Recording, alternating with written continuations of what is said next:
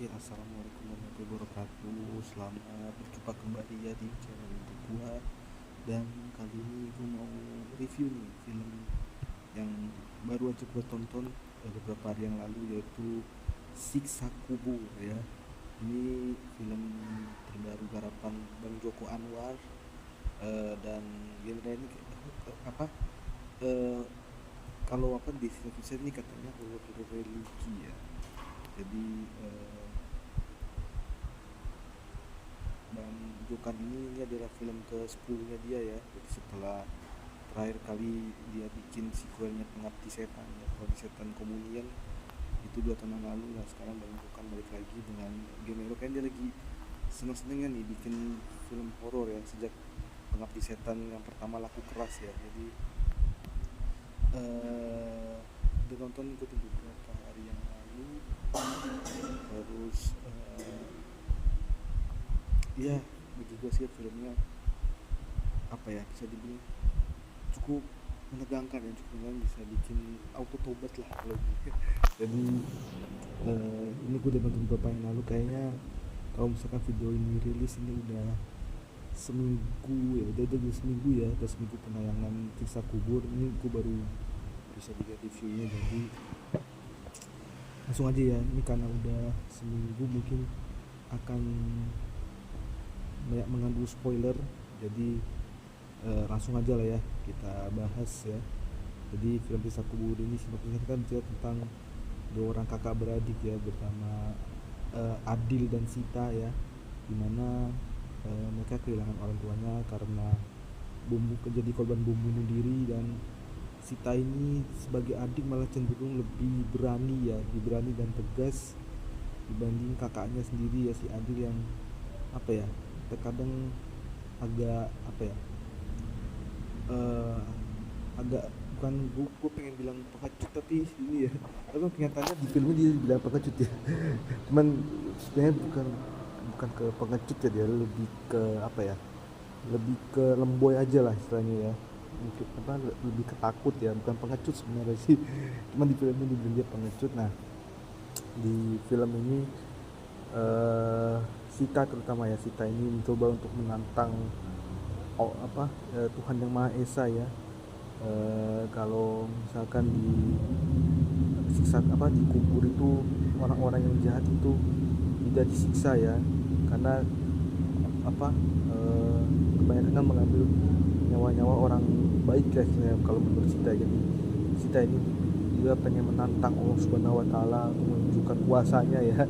Jadi seperti itulah pokoknya sinopsis saya. Dia Sita ingin membuktikan bahwa siksa kubur itu tidak ada. Nah di film ini kita diperhatikan ya bagaimana apa ya, kalau bisa dibilang sih ini langsung aja ya mungkin, untuk apa, untuk singkatnya, sebenarnya gue nggak melihat ini film horor ya. Memang ada unsur religinya, cuman religinya tidak kental sekali atau tidak dipaksakan, tidak dibuat-buat. Gue lebih melihat film ini ya film thriller seperti film-film dulunya apa, kebanyakan film-film dulunya Bang Joko Anwar ya, kayak misalkan Kala, Pintu Terlarang, Modus Anomali, itu kan thriller semua tuh ya kan. Nah kalau Siksa Kubur tuh gue lebih melihat ke arah itu ya. Jadi bisa dibilang ya sini horor-horor kayak setan-setan itu nggak ada ya kan. Terus jumpscare gitu juga nggak ada ya istilahnya, elemen-elemen jumpscare itu juga nggak ada. Bukan kayak apa, mitos-mitos atau kayak urban legend atau bahkan penampakan monster-monster seram gitu ya, nggak ada lah, nggak ada kayak apa, nggak ada kayak di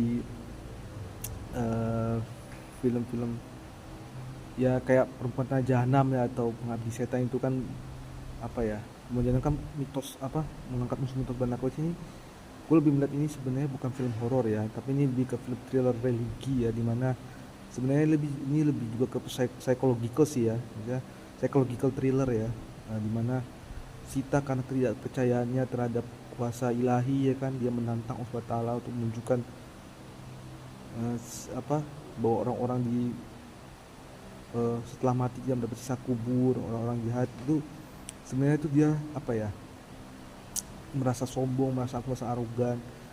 Itu lebih kepada egonya dia ya, egonya dia untuk menunjukkan bahwa apa ya, ketidakpercayaannya dia lah terhadap itu. Jadi nah dari situ apa namanya kemudian diputarbalikkan pemikirannya ya kan, di apa, diredam egonya. Pokoknya ini ada lebih ke psychological thriller sebenarnya, psychological thriller religi ya. Jadi seperti yang gue bilang juga, eh, nggak banyak apa ya, nggak ada setan-setan yang muncul gitu, terus nggak banyak elemen jump scare. Ini lebih ke kekuatan acting ya, makanya kalau kita lihat barisan cast-nya ini banyak diperkuat pemeran-pemeran senior ya, macam Om Slamet Laharjo, terus ada Tante Christine Hakim, ada Om Arswedi juga, ada eh, Tante Nini Nial Karim juga ada ya, termasuk ya kayak Reza Radian, Fahri Albar, Happy Salma, ya itu siapa lah, banyak lah ya. Tapi bagi gue eh, kehadiran mereka ini diperlukan karena di film Sisa Kubur ini dialog-dialog yang ditulis oleh Joko Anwar itu memang harusnya dibawakan oleh pemeran sudah senior, karena ini dialog, sumpah ini dialog drama teater sekali ini. Bener-bener berat kok, bener-bener berat dialognya nih ya. Jadi gak bisa sembarangan siapa pemeran siapa gitu yang apa ya, yang apa ya, yang mendeliver gitu ya, mendeliver eh, karakter ini gitu. Itu tuh nggak bisa sembarangan sih. Maksudnya apa ya, memang dibutuhkan pemeran-pemeran yang senior gitu loh, yang karena ini theatrical banget dialog-dialognya ya. Naskahnya juga apa ya, naskah yang ditulis Bang Joko Anwar juga apa ya istilahnya, ya memang berat banget bahasanya juga. Bahasanya di apa ya, di beberapa apa ya, di beberapa kali ya, di beberapa sisi kita bisa dengar bahasanya memang bahasanya juga terlalu baku ya. Nah, kayak bahasa-bahasa yang anak muda zaman sekarang yang luas. Memang seperti ini mungkin apa Joko Anwar pengen nge-craft film ini ya. Jadi film psychological thriller dengan sedikit unsur religi dibalut dalam kemasan teatrikal, memang kayak gitu ya. Dan di samping tadi gue bilang ya, baik saya pemeran yang senior gitu kan, masuk langganan Bang Joko Anwar juga kayak Muzaki Ramdan kan tuh langganannya kan, Fahri Albar ya kan, terus Om Arswendi juga tuh langganannya Bang Joko sejak zaman film Kalah ya kalau salah, Papitur Terlarang. Dan bahkan dari Reza Radian yang somehow Reza Radian ini untuk pertama kalinya diarahkan langsung oleh Bang Joko Anwar ya, baru di film Sisa Kubur ini. Sebelumnya mereka belum pernah, ya mereka udah pernah kolaborasi beberapa project tapi gak secara langsung sebagai sutradara dan aktor gitu ya, dan pemeran. Tapi ini pertama kalinya mereka kolaborasi ya. Reza Radian ya always menampilkan penampilan yang always menampilkan performance yang ya bagi performance Indonesia mah udah unmatched lah ya. Tapi kredit tersendiri ya patut gue berikan kepada pemeran Sita ya. Bagi gue pemeran Sita remaja yang diperankan oleh Widuri Putri, dan pemeran Sita dewasa yang diperankan ya, pemeran Sita dewasa itu si Fardina Mufti ya. Ini layak diberikan kredit khusus ya dari gue, karena bagi gue karakter ini yang paling stand out ya, mau versi remaja mau versi dewasa. Jadi semua aktor-aktor yang lain gue tidak mengecilkan peran mereka juga ya cukup penting gitu ya, atau mereka juga ada momen-momennya gitu, ada momen-momennya yang bisa membuat mereka shine gitu ya. Tapi sepanjang film karakter Sita inilah yang menjadi apa ya, protagonis sekaligus antagonis, terus mata penonton juga ya. Pokoknya yang benar-benar mengerek film ini tuh, yang benar membawa film ini ya karakter Sita, terutama ya itu ya, kayak Widuri Putri ya. Gue emes dengan Widuri Putri yang sekarang sudah beranjak remaja nih ya, anaknya Om Dwi Sasono. Setelah sebelumnya beberapa kali main di film-film untuk anak-anak, sekarang dia sudah tumbuh remaja. Nah pas dia baru gede nih langsung dikasih peran kayak begini.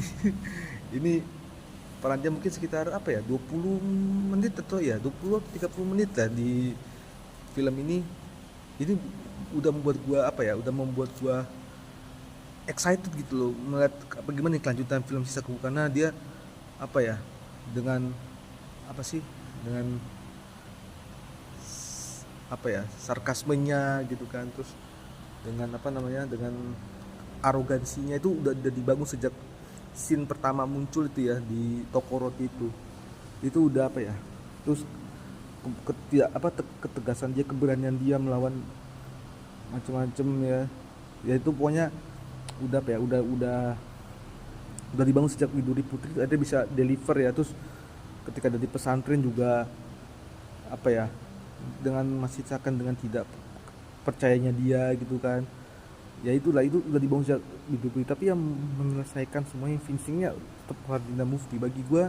Kalau misalkan ada nominasi feature film Indonesia nih tahun ini ya 2024, Fardina Mufti harus masuk ke Best Actress ya, ke pemeran utama perempuan terbaik, karena 90 menit ya, hampir 1,5 jam film ini setelah tadi Widuri Putri membuka dengan cukup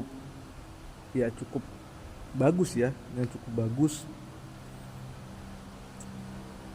dilanjutkan oleh Fardina Mufti yang bisa membuat peran Sita ini menjadi semakin epic ya, dimana rasa skeptisme dia gitu kan, skeptisisme ya apa itulah, skeptisisme dia, terus keangkuhan dia,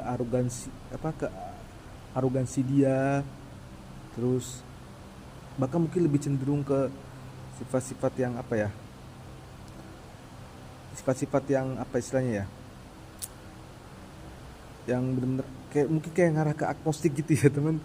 Mungkin ini cuma pendapat gue aja. Pokoknya di situ kita bisa ngeliat lagi gimana apa kemarahan dia, rasa dendam dia yang telah ia pendam, terus apa ya, ego dia yang tinggi gitu, itu bisa kelihatan. Nah jadi sampai akhirnya pada momen dimana dia akhirnya disadarkan, dia akhirnya apa ya, harus kembali apa ya, kembali membumi gitu, dan kembali berpijak di bumi istilahnya, misalnya disadarkan lah oleh keadaan itu ya. Jadi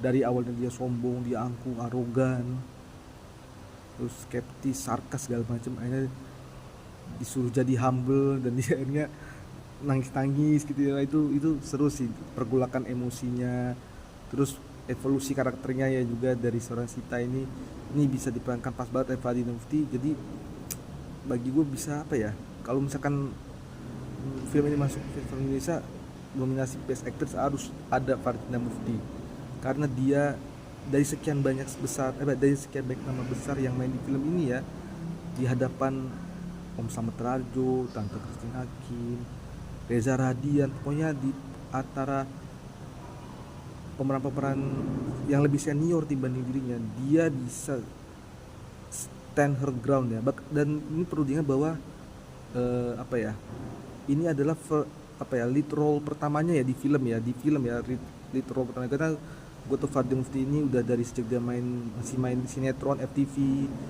baru sejak itu dia masuk ke film pun cuma jadi supporting, mungkin peran kecil gitu ya. Tapi di sini sama Bang Jokan dikasih peran utama nih, wah dia langsung kill keren lah untuk Fardina Mufti ya. Terus apa ya, di film ini juga kita disuguhkan bagaimana siksa kubur versi Bang Jokan ini, visualnya siksa kubur versi versi ide, dan kalau kata Bang Jokan ketakutan dia ya terhadap siksa kubur itu. Nah ini divisualkan oleh Bang Jokan, cuman sorry to say ya, mungkin maksudnya memang tetap ngeri sih tetap ngeri setelah itu ya, bikin auto tobat. Cuman sorry to say, pada saat awal-awal siksa kubur itu sendiri memang kelihatan banget CGI-nya ya, maksudnya ya mungkin kita nggak bisa bandingin lah film ini dengan produksi film lain. Memang CGI kita masih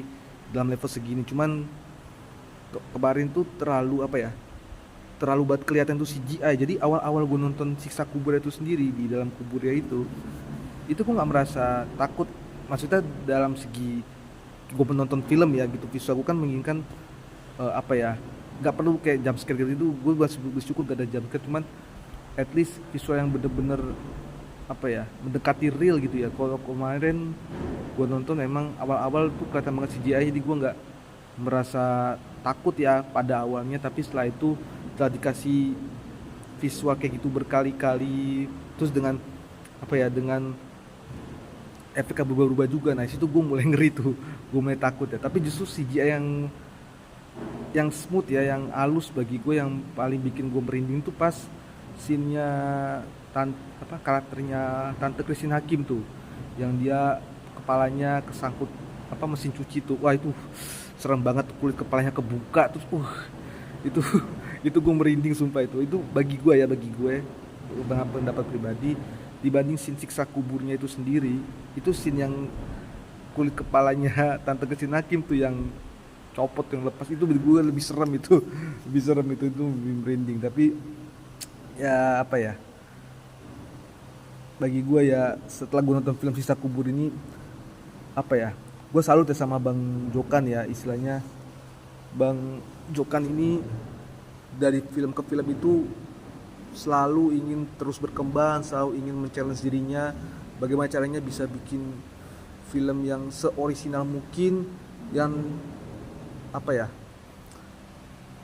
tetap komersil namun tidak menghilangkan apa ya, sisi artistiknya ya gitu ya, tidak menghilangkan idealisme dari Bang Jokan ya. Gue udah suka Bang Jokan sejak dari film Janji Joni ya, dimana Janji Joni itu menurut gue komedinya fresh banget ya kan, ceritanya juga apa ya, bener-bener personal ya.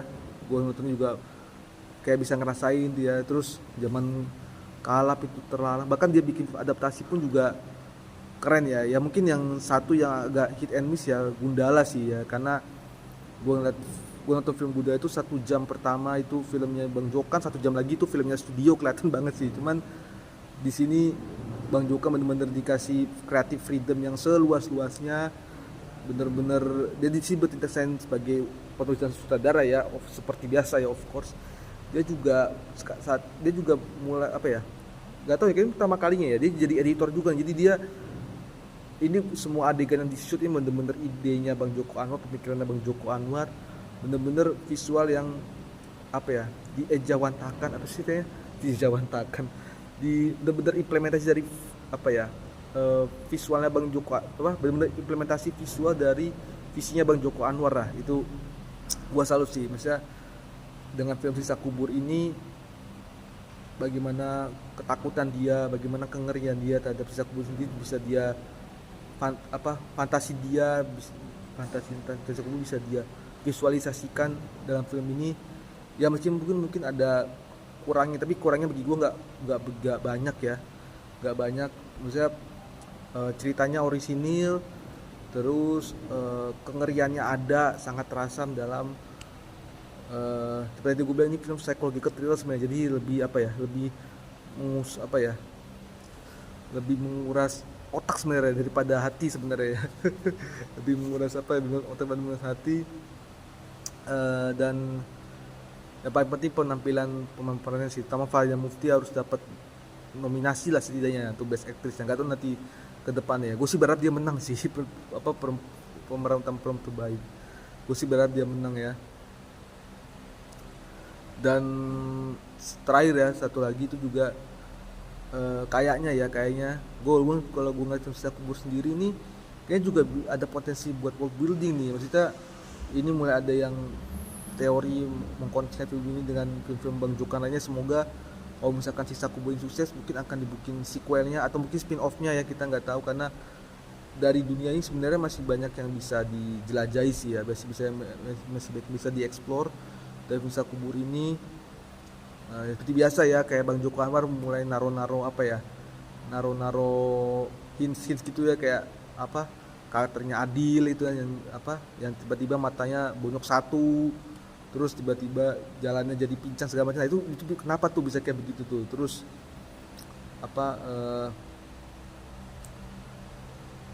bagaimana waktu itu kan endingnya kan si Tanah Adil kan tiba-tiba disamperin siapa, terus mereka ngeri gitu, masa takut, lalu habis itu lahirnya Fate Public gitu kan. Dan yang paling penting adalah baik yang udah mengkaitkan ini dengan film Sisa Kubur ini dengan hero Sase-nya Pintu Terlarang nih. Kayaknya ini bisa jadi bisa jadi universe, bisa jadi kesinambungan dengan universe yang lain ya, dari film Jepang. Jadi kayak lagi Kongres buat Bang Jokan, ditunggu karya selanjutnya. Semoga dengan Film Sisa Kubur ini bisa nembus, ya minimal bisa nembus 5 juta lah ya. Kalau 5 juta udah prestasi luar biasa. Film ini jelas lebih bagus dari Badara Wuhi ya. Jadi itu aja dulu, terima kasih telah menonton review gue yang sangat sederhana ini. Gue bukan, sekali lagi gue bukan reviewer film profesional ya, gue cuman penggemar ya, gue cuman orang yang suka nonton film. Ini adalah berdasarkan apa yang gue nonton, berdasarkan apa yang gue lihat, ini yang bisa gue ekspresikan lah, review seperti ini lah ya. Itu aja dulu, terima kasih ya. Jangan lupa untuk share, like, dan subscribe, dan juga komen momen apa sih yang mengenai dari Film Sisa Kubur. Jika kalian udah nonton, sampai jumpa di video berikutnya. Gue pamit. Wassalamualaikum warahmatullahi wabarakatuh.